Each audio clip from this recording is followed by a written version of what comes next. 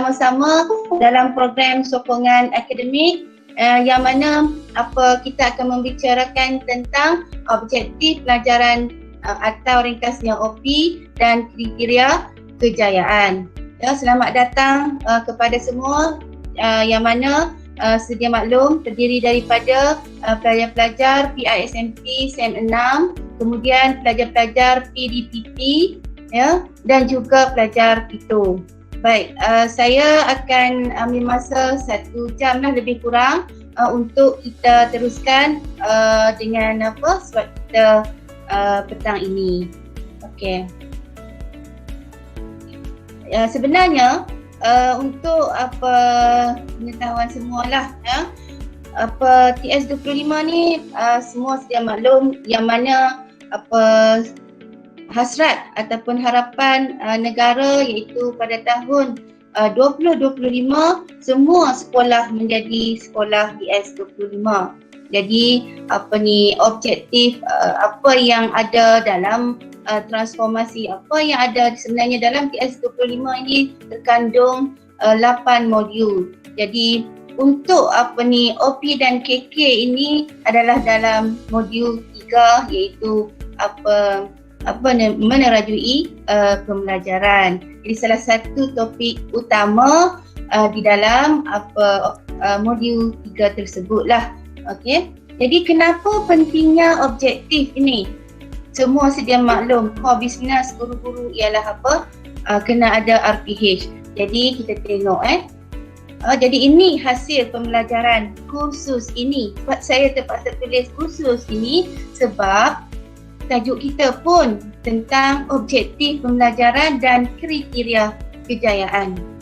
Ya, jadi hasil pembelajaran iaitu objektif pembelajaran ialah menulis objektif pembelajaran dan kriteria kejayaan dengan betul. Itu adalah objektif kita kursus kita petang ini. Dan kriteria kejayaan kursus ini, jangan confuse dengan apa yang akan saya sampaikan nanti. Kriteria kejayaan kursus ini ialah anda semua dapat menganalisis dan mencatat elemen-elemen dalam setiap contoh penulisan objektif berdasarkan model-model penulisan objektif pembelajaran yang akan saya terangkan nanti secara seberingkaslah dalam masa 1 jam. Dan yang kedua, membanding beza antara objektif pembelajaran dan kriteria kejayaan. Sebab selalu orang confuse objektif pembelajaran biasa orang tahu dah. Guru-guru kebanyakannya tahu dah. Maksudnya ambil daripada maklumat dalam DSKP. Kemudian kriteria kejayaan selalu confuse tentang maknanya apa kejayaan dicapai daripada pembelajaran hari tersebut. Jadi kalau itu yang dipahami, maksudnya salah dah konsep tersebut. Jadi apa itu kriteria kejayaan sebenarnya? Okey. Kita tengok ini objektif objektif pembelajaran dan kriteria kejayaan ini berada dalam satu RPH. Di sini saya rasa tak sempat saya nak saya tunjuk sedikit sajalah template separuh saja. Mungkin tak sempat dengan 1 jam. Dan di mana objektif OP dan KK ini berada di dalam RPH yang juga terkandung di dalamnya 3-part lesson. Gitu. 3-part lesson pun saya bukannya hari inilah tak sempat lah dengan 1 jam kita fokus kepada OP dan KK. Ini yang saya kata separuh sahaja tu daripada RPH, iaitu bahagian atas sahaja, di mana bahagian atas kali ni maklumat asas RPH yang terkandung yang ada tertulis, saya rasa semua nampak objektif pembelajaran dan kriteria kejayaan. Kriteria kejayaan. Ini contoh kriteria kejayaan yang mana ia perlu diselaraskan dengan objektif PDP pada hari tersebut. Ini contoh. Membina sekurang-kurangnya, ini contoh dalam bahasa Melayu lah, subjek bahasa Melayu, menggunakan 5 perkataan majmuk dengan betul. Saya tunjuk dulu yang ni sebab saya nak anda semua berfikir apa beza di sini. Orang kata sedikit demi sedikit baru akan nampak apa beza. Baik. Kriteria kejayaan saya dapat menyenaraikan 10 kata majmuk. Tadi objektif sekurang-kurangnya 5. Sekarang menyenaraikan 5 kata majmuk. Kemudian mengisi sekurang-kurangnya 10 tempat kosong. Kemudian yang ketiga, menulis sekurang-kurangnya 5 ayat daripada 5 kata majmuk. Ada ayat seterusnya boleh baca sendiri nah. Semua nampak saya rasa. Jadi nampak kalau kita tengok di sini ia seperti satu aktiviti dalam PDP. Menyenarai 10 kata majmuk dari petikan yang diberi oleh guru. Mengisi sekurang-kurangnya 10 tempat kosong bagi melengkapkan ayat dengan kata majmuk yang telah disenaraikan dengan betul. Kemudian menulis pula yang dipilih berdasarkan gambar yang diberikan. Nampak tak? Ini saya nak bagi intro untuk awal. Macam mana kita nak tulis kriteria kejayaan tersebut. Okey. Ini contoh yang betul.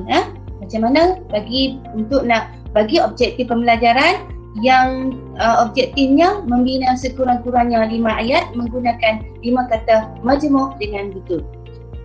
Baik, ini per step dia. Macam mana nak tulis objektif dan kriteria kejayaan ni adalah berdasarkan pengalaman sedia ada. Okey. Di dalam siapa yang dah tengok RPH untuk template cadangan template RPH TS25, dia tak masukkan pengalaman sedia ada. Jadi sebenarnya pengalaman sedia ada itu boleh dimasukkan di mana-mana di dalam template tersebut, di dalam kolom. Jadi sebenarnya nak tulis OP dan KK itu adalah berdasarkan pengalaman sedia ada, iaitu kat mana? Dekat K ini, apa yang telah saya tahu. Jadi apa yang hendak saya tahu, jadi itu yang kita nak letakkan dalam objektif. Dan bagaimana saya boleh belajar lebih lagi dan apa yang telah saya belajar.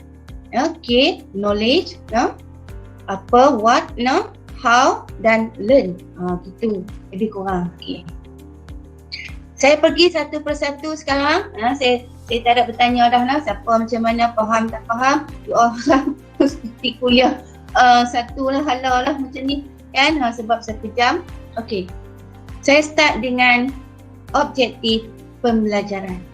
Jadi objektif pembelajaran ini, apa yang murid akan belajar. Apa yang murid akan belajar. Jadi macam mana nak tulis objektif pembelajaran itu? Kita sebenarnya ada banyak model. Contoh model Mega, model Groundland, model ABC, dan juga ada inovasi-inovasi yang ubah suai daripada model-model yang terpapar di sini. Dan juga model-model yang lain lah, boleh search yang tu inovasi macam-macam pun ada, smart pun boleh kan. Kalau escape yang gitu pakai smart tak silap okey. Baik, kita teruskan. Ini contoh objektif tingkah laku model Mega, objektif kognitif Groundland dan dua di sini dua model. Okey, kita tengok satu persatu. Sekarang kita tengok objektif tingkah laku Mega pada akhir PDP, murid akan dapat menyelesaikan 9 daripada 10 soalan pendarapan 5 kali 4. Baik, saya flashback balik kita tengok balik ini model Megger. Apa yang dipentingkan dalam model Megger ialah perlakuan, situasi, ini yang terkandung. Siapa yang ikut nak buat objektif, murid dapat apa-apa semua berdasarkan model Megger. Itu maksud dia. Kemudian boleh juga pakai model Groenland ada objektif umum, ada contoh spesifik. Dan biasanya kita duk nampak model ABC, ada audience iaitu murid, kemudian ada behavior, tingkah laku, ada condition dan degree. Okey, saya pergi lagi. Sekejap lagi saya akan tunjuk dengan lebih nampaklah perbezaan ketiga-tiga ini. Okey, ni pula model Groenland. Dia ada objektif umum, murid dapat menyelesaikan soalan pendaraban mudah. Begitu je dia tulis. Yang spesifik pula, murid dapat menyelesaikan masalah 5 kali 4 sama juga berapa? Itu bagi model Groenland. Okey. Seterusnya kita tengok model ABC. Okey. Model ABC yang baik, dia ada 4 bahagian. Inilah seperti yang saya jelaskan tadi. Okey, yang seperti yang saya tunjuk tadi slide sebelum. Ada audience, ada tingkah laku, ada syarat, ada standard dia. Apa benda tu? Kita tengok. Okey. Audience biasanya ditulis sebagai murid dapat apa-apa, murid tahun berapa-apa. Okey. Tingkah laku ialah nadi bagi objektif yang mesti boleh diukur, diperhati dan mesti spesifik. Okay. Manakala situasi pula ataupun syarat di sini, apa yang akan guru cadangkan? Murid menggunakan alat-alatan seperti contoh kalkulator, peta dan sebagainya. Dan aras di sini merujuk kepada berkaitan dengan contohnya standard yang murid mesti capai, berapa bilangan jawapan yang betul. Contohnya 7 daripada 10 murid dapat menjawab dengan betul. Itu. Okey? Ini contoh murid tahun 6 bagi model Megger, model ABC dan model Groenland. Yang ada atas kali ni Megger, kemudian bawah tu model ABC dan yang ketiga Groenland. Nampak tak? Nampak tak tulisan ni? Nampak, Doktor. Baik. Nampak. Nampak Tolong maklum setiap room kalau tak nampak bagi tahu. Okey, sebab saya tak nampak. Nampak, Doktor. Baik. Okey. Saya teruskan. Jadi bagi Megger, sebelum tu saya bagi tahu juga boleh snap. You all boleh snap benda ni. Saya tak boleh, cuma saya awal lagi saya bagi tahu saya tak boleh lah nak bagi benda ni untuk soft copy sebab dia ada dia sikit tak boleh lah, itu je. Bukan saya punya betul-betul lah sebenarnya. Benda ni yang TS25 saya campur juga yang saya punya. Jadi campur tu jadi tak boleh lah. Ada orang kata ni juga lah, copyright apa semua. Baik. Di akhir pembelajaran, murid dapat menyelesaikan. Menyelesaikan itulah perlakuan dan situasi di sini selepas setahun setelah menerima evidence, dan kriteria maksudnya menyelesaikan 5 daripada 6 soalan. Itu bagi Megger. Boleh? Boleh fahamkan? Bagi yang guru yang yang mana dah praktikal mungkin dah nampak juga sikit-sikit benda ni. Okey. Seterusnya model ABC yang mananya audien murid tahun 6 Omega. Itulah audien. Jadi tingkah lakunya apa? Menyelesaikan masalah dan syarat dia. Syarat dia apa? Di sini syarat dia apa? Melibatkan peratus tanpa dan degree ialah tanpa sebarang kesalahan. Manakala untuk Grandland pula objektif dia ada objektif umum, contoh tadi dan objektif spesifik. Umumnya menyelesaikan masalah harian rutin yang melibatkan peratus.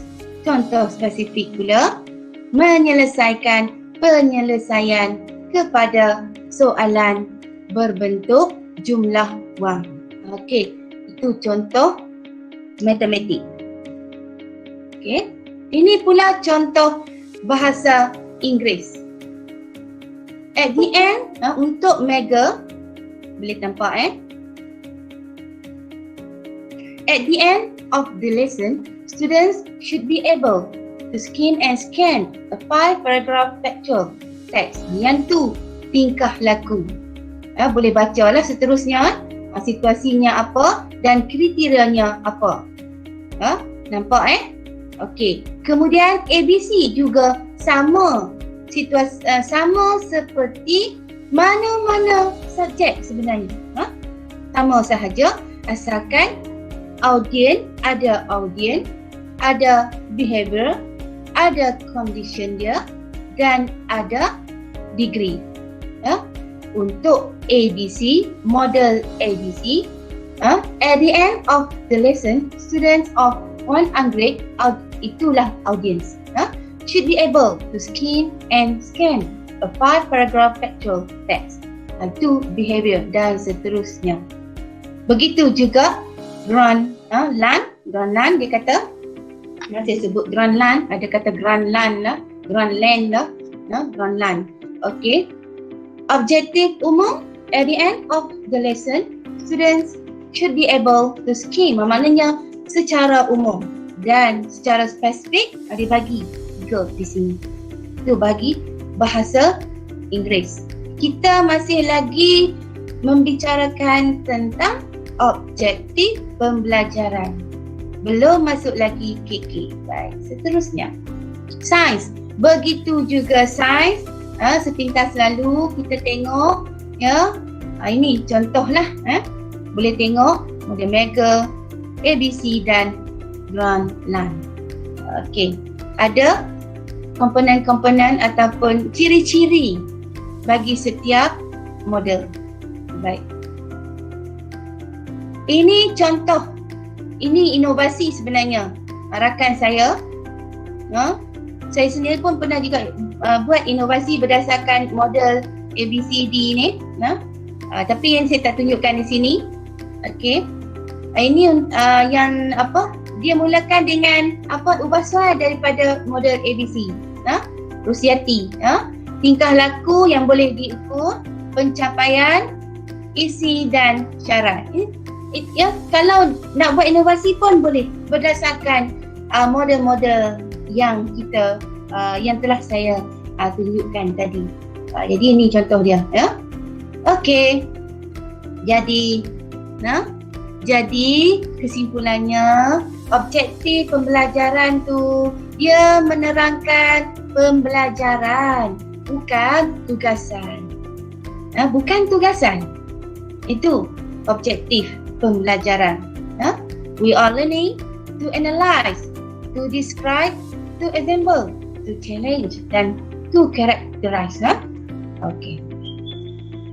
Ini lagi satu contoh SMART ialah akronim yang digunakan untuk memberi panduan semasa menulis objektif yang boleh diukur.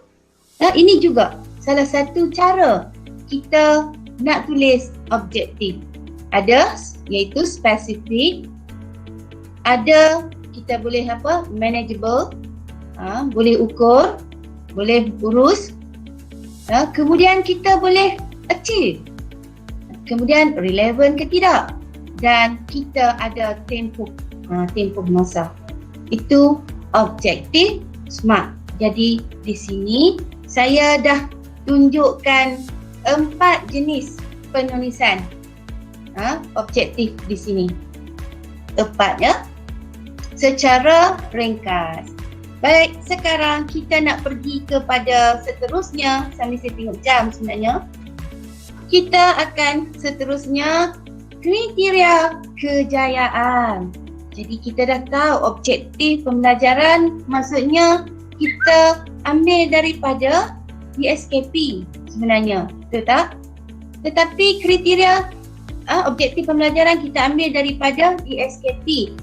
Kriteria kejayaan kita nak ambil dari mana? Kalaulah awal-awal tadi saya bagi tentang apa pengetahuan sedia anda, pengetahuan sedia anda, pengetahuan sedia ada yang anda tahu, gitu, tentang objektif dan kriteria kejayaan yang pernah ataupun nampak kat mana-mana. Nampak kriteria kejayaan seperti aktiviti, kan saya kata tadi.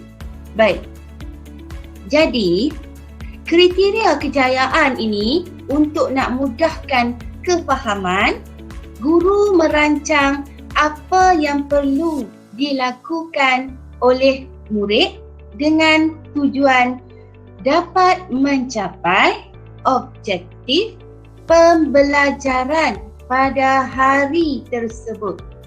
Saya lambat sikit saya cakap ni supaya dapat tangkap, dapat kecap benda yang saya nak bagi tahu ni.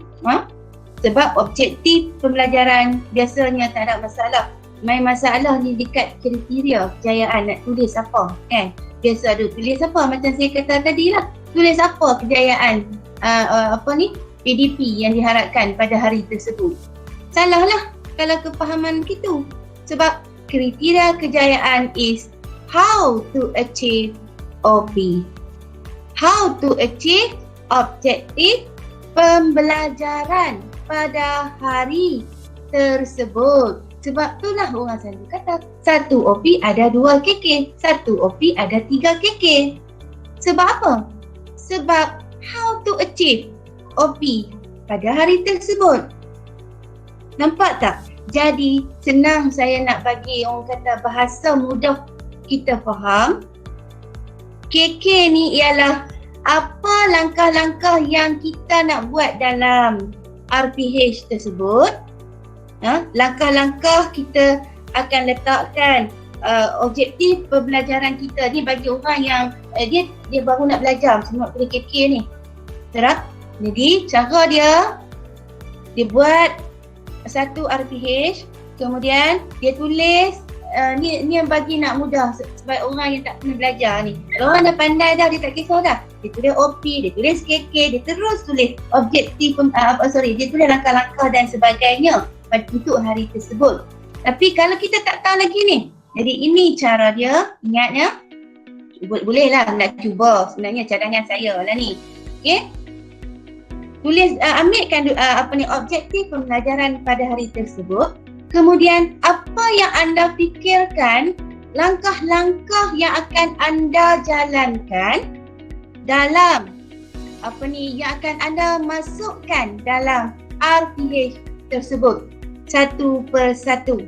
Mungkin ada 3 langkah untuk mencapai objektif pembelajaran pada hari tersebut. Anda mungkin akan ataupun ingin menjalankan 3 langkah. Jadi 3 langkah tersebut anda translate, ubah suai dia punya apa yang nak dibuat itu dalam bentuk kriteria kejayaan.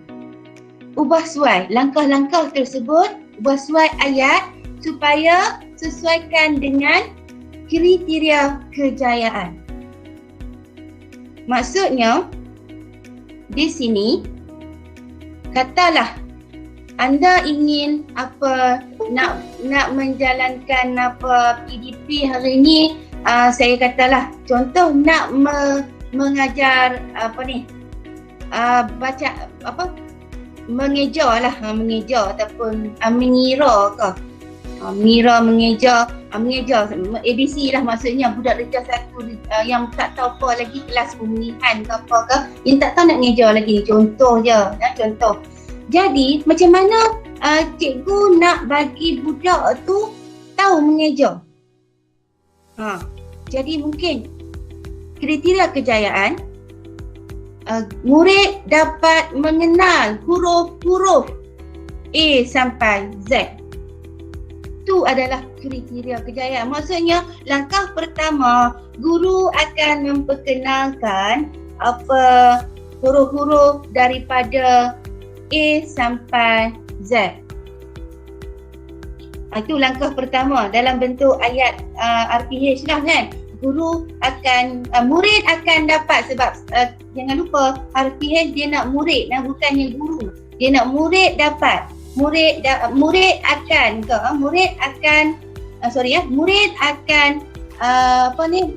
mengetahui tentang huruf-huruf apa A sampai Z. Contohlah ni, saya beri contoh. Jadi dalam kriteria kejayaan tu kita tulislah murid mengenal atau mengetahui tentang huruf A sampai Z. Boleh ya? Objektif tadi kita nak suruh budak dapat baca. Jadi budak kena tahu dulu huruf-huruf A sampai Z.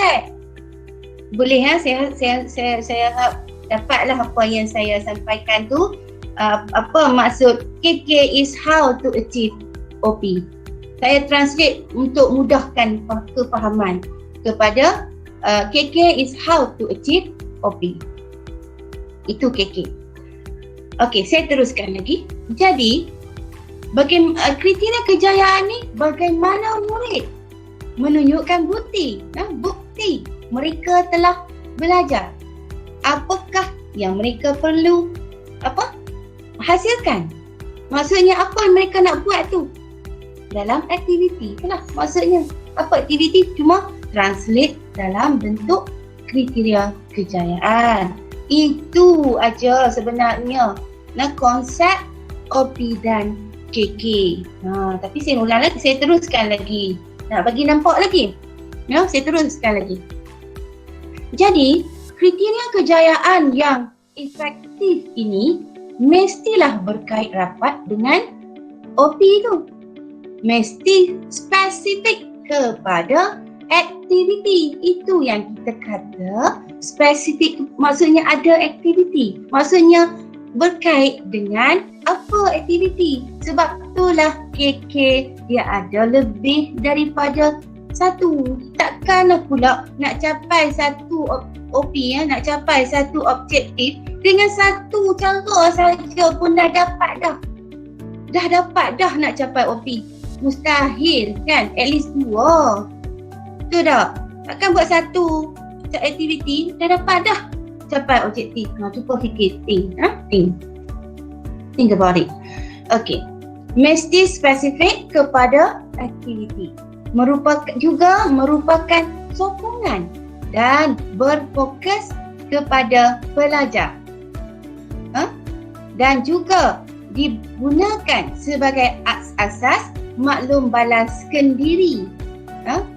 Dirilah kepada diri atau kepada rakan sebaya. Kenapa kriteria kejayaan ini penting? Jadi sebenarnya inilah nak tambah baik kefahaman murid, seperti sedia maklumlah yang tu, supaya murid pun dapat belajarkan diri, murid dapat memberi maklum balas yang tepat, maklum balas kita kata tadi tu, dan juga murid bertanggungjawab terhadap pembelajaran mereka sendiri. Mereka tahu, itu kriteria. Jadi, begini contohnya, menulis objektif pembelajaran berdasarkan DSKP, ini contohnya, dan menulis kriteria kejayaan berasaskan objektif pembelajaran. Itulah objektif OP dan KK. Boleh tulis OP berdasarkan DSKP. Itu yang dia orang kata yang dihasratkan bila kita nak tulis RPH. pentingnya RPH ni sebab ini ada kaitannya dengan SKPM G2 yang anda telah ikuti semalam. Di mana? Di mana peranan yang mana yang memainkan SKPM G2 tu? Standard 4. Ada elemen stum di situ. Betul tak? Ada 6 aspek 8 terms. Ada orang panggil 8 tum kan? 8 tum. Saya biasa panggil terms. 8 stum. 8 terms. Gitu kan? Jadi dia ada kaitan dalam proses kita merancang. Standard SKPM G2 iaitu 4.1 tu iaitu merancang. Guru sebagai perancang. Jadi guru kena rancang menulis OP berdasarkan DSKP. Kemudian dapat menulis kriteria kejayaan berasaskan OP. Berasaskan OP tadi tu boleh tulis pula kriteria kejayaan itu. Okey. Sekarang kita tengok apa persamaan OP dan KK. Boleh ya? Sambil tu saya tengok jam 3.38. Okey. Apa persamaan di sini? Jadi di sini persamaan dia OP boleh dipamerkan. OP dan KK boleh dipamerkan, boleh diterangkan dan boleh dirujuk. Kat mana tu? Okey. OP dia boleh dilihat oleh semua pelajar di dalam kelas. Begitu juga KK. Yang kedua, kedua-duanya juga dalam bahasa yang mudah dipahami murid. Biasa kita letak sebelah dengan whiteboard dalam kelas. Kedua-dua OP dan KK. Buat siap-siap pun tak apa. Buat siap-siap pentulisan sebab kalau nak pergi praktikum tu kan, tulis dah.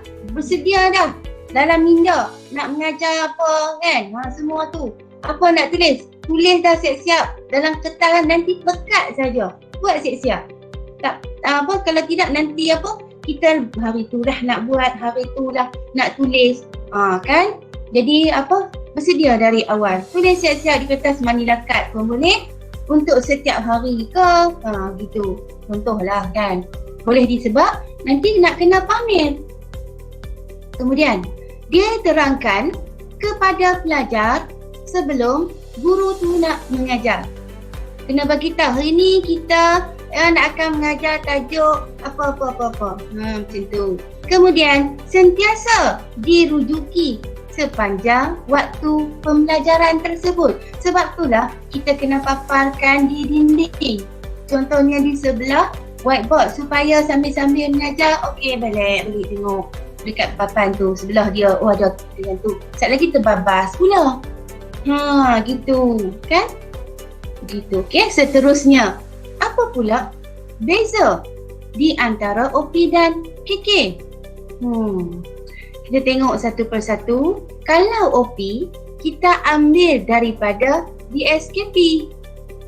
Kemudian, kalau KK, kita tak ambil daripada DSKP. Kita ambil berdasarkan OP kita tu. OP yang kita buat tu, apa langkah-langkah dia. Kemudian, OP kita akan bagi tahu pada masa set induksi dan juga penutup kita, rumusan apa yang kita telah belajar pada hari ini ialah itu bla bla bla bla. KK pula bahagian OP tu kita tulis dalam RPH tu, dan juga pada ruangan setiap aktiviti juga ada. Kita bagi tahu budak akan buat ni gitu, lebih kurang kan. Seterusnya, OP apa yang dipelajari oleh murid, apa yang murid belajar hari itu. Manakala KK, bagaimana murid nak tunjukkan kata bukti kejayaan dia tu untuk capai OP tersebut.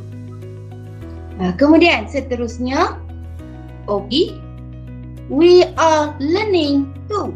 Ringkasnya WALT. Iaitu apa? kami belajar untuk apa-apa. Apa hari tu? Okey. Manakala KK, what I'm looking for. WRLF. Maksudnya, saya dapat apa-apa-apa. Gitu.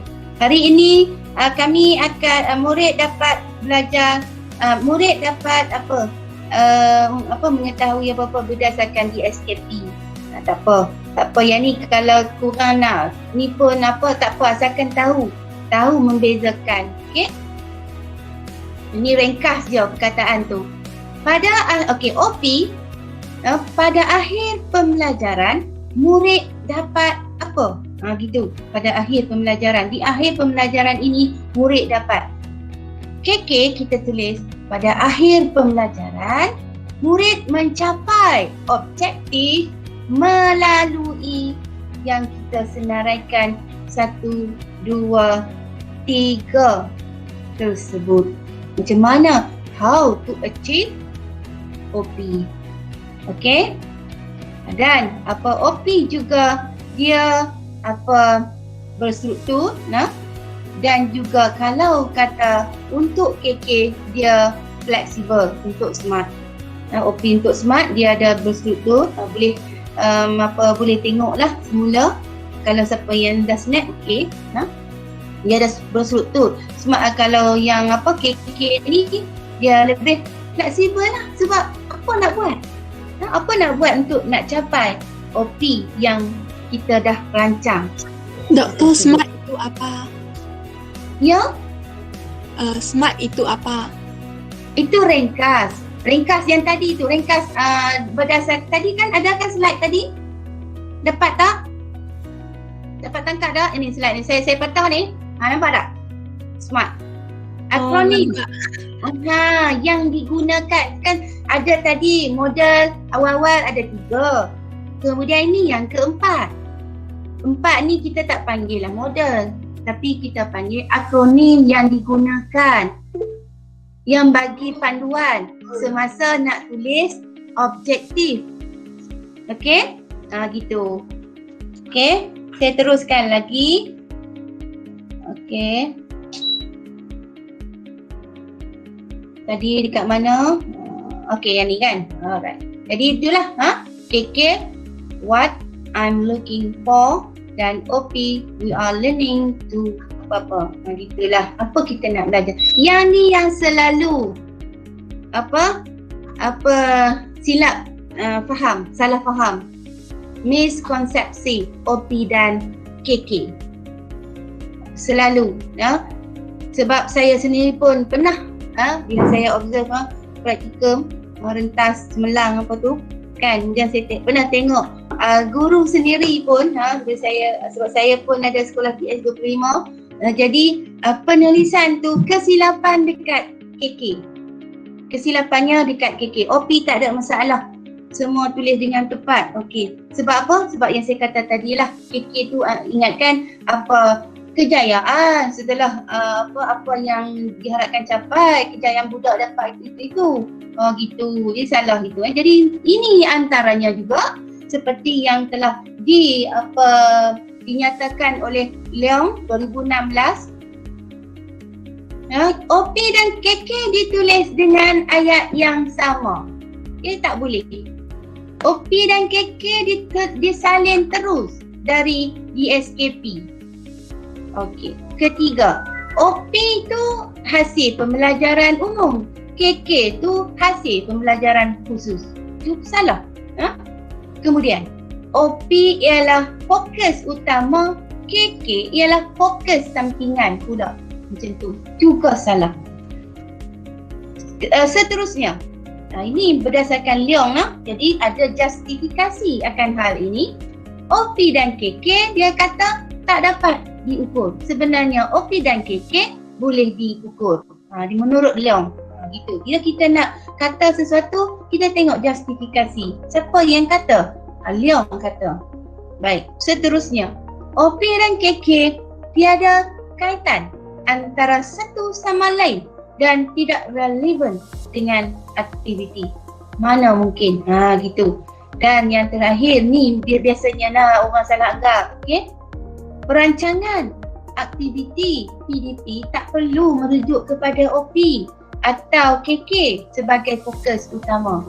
Sebab itu kita nak mengajar tak ada objektif. Setiap apa yang kita lakukan biarlah ada matlamat. Gitu. Jadi dalam PDP pun samalah juga.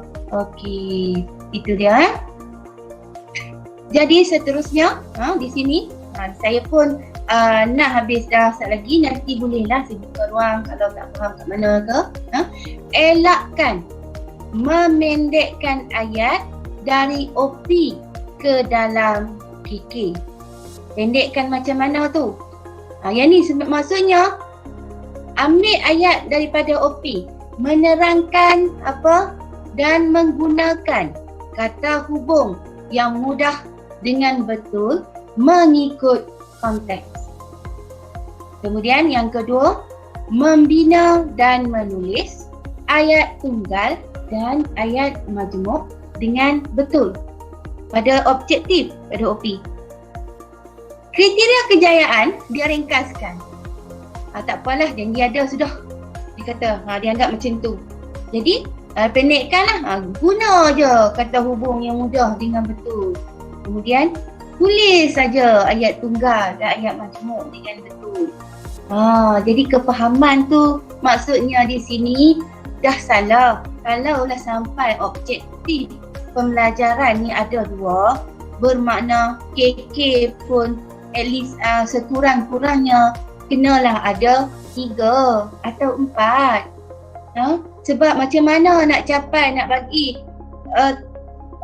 murid tu dapat terang menggunakan kata hubung yang mudah dengan betul. Kenalah kriteria kejayaannya, murid mengenal dulu apanya kata hubung.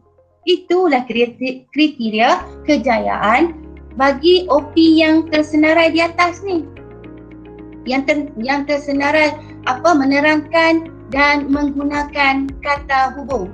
Jadi kena tahulah. Jadi yang pertama, kriteria kejayaannya apa? Mengenal kata hubung ke? Mengetahui tentang kata hubung. Ikutlah ayat yang lebih sesuai. Orang bahasa lagi tahu yang ni, kan? Gitu. Jadi kena orang kata apa aktiviti, how to achieve. Budak tahu kata hubung. Budak tahu menggunakan kata hubung yang mudah. Begitu jugalah kalau student TESOL di sini, tak ada. Yang ada sini pendidikan Islam, kemudian BNK, bimbingan dan kaunseling, kemudian bahasa Arab. Okey. Jadi gitu, okey. Jadi sama saja semua subjek, semua bidang kamu tu. Yang penting kamu tahu macam mana nak capai apa dia OP yang kamu tulis tersebut. Okey, elakkan ini salah. Sebab tu saya letak pangkah bagi besar. Jangan ingat kata ni betul ni salah. Elakkan di sini. Alright. Jadi sebagai rumusannya, penulisan objektif pembelajaran OP dan KK yang betul adalah penting sebenarnya untuk membantu murid memahami proses PDP pada hari tersebut. Okey, itu dia.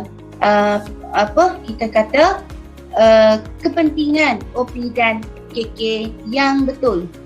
Supaya tu tujuan dia. Dan lagi satu, sekiranya anda dinilai oleh jemaah nazir ke datang nak tengok RPH dan sebagainya, kan, tu perkara penting. Nanti KK pun salah, kan, tak ke? Sekurang-kurangnya tu dah tahu sekarang ni, anda semua dah tahu tentang penulisan OP dan KK.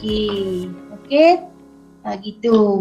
Nanti bila dah TS25 semua sekolah pun ada lagi dah semua ni nak akan guna perkara ni dan kalau bukan dalam TS25 pun sebenarnya itulah cara nak tulis OP dan KK. Sebab saya ni sebab di bawah TS25 jadi saya terang dah ni. Yang pula konflik kata kalau bukan sekolah TS25 tulis macam mana pula OP dan KK. Sama sahaja. Sama sahaja. Itu juga. Nak tulis OP dan KK yang betul. Itu sahaja. Okey. Semua dapat? Faham ke? Ada soalan ke? Saya bagi ruang juga lah sedikit. Dah ada masa lagi 10 minit lebih kurang. Laju tak? Kat mana tak faham ke? Okey.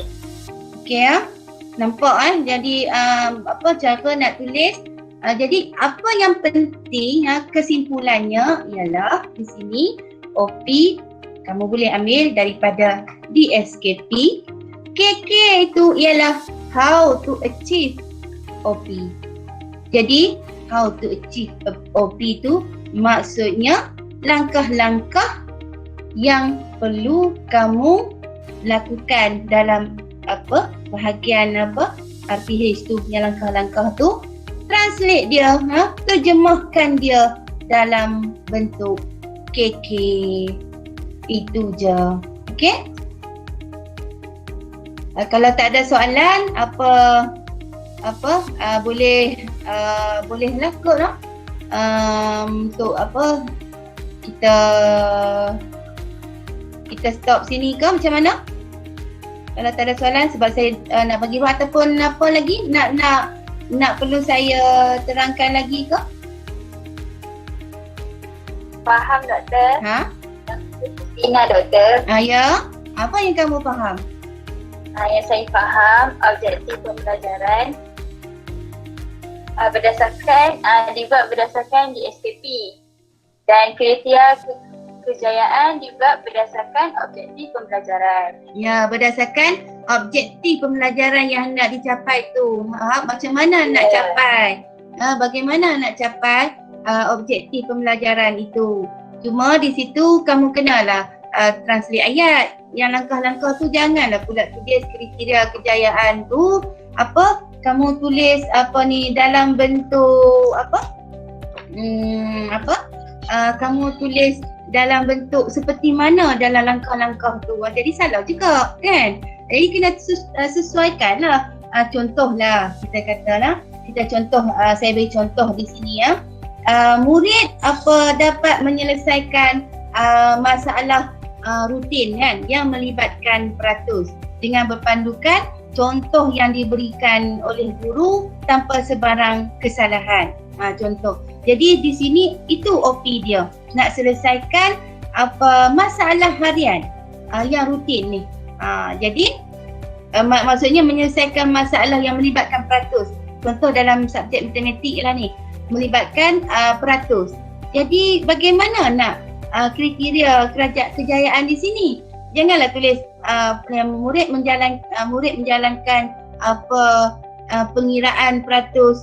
Itu salah lah. Itu bukan penulisan kriteria kejayaan. Kita kena terjemahkan kepada contohlah di sini.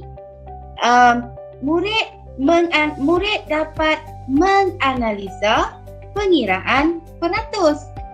Murid dapat menganalisa. Maksudnya dalam langkah cikgu suruh murid mengira peratus dalam 3 situasi dalam kehidupan seharian.